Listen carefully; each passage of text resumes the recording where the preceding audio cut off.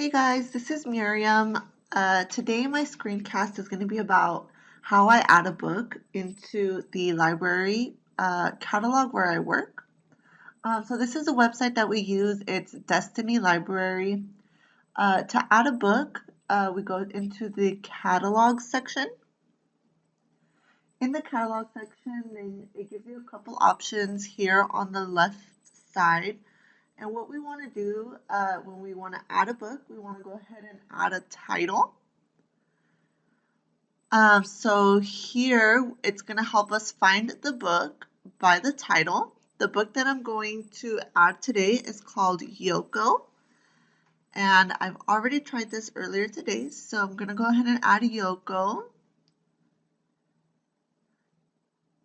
And then it's going to bring up a list of all the possible searches. So Yoko here, written by Rosemary Wells. Usually you want to just go with the very first option, and then the one that has the red house on there is the one that we want to choose. So here's the book. I can see here that there are no local copies, so my library does not have any, and I want to add the copy that I have in my hand. So I'm going to go ahead and we're going to do one copy.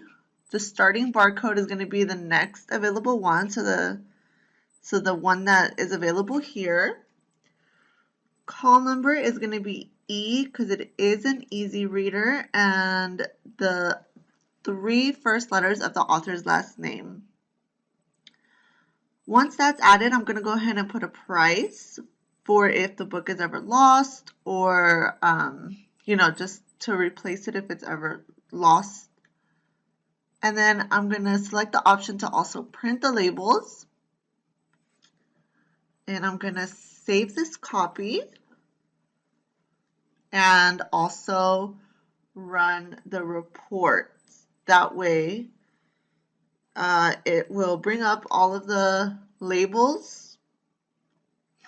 So library barcode label, then I view that.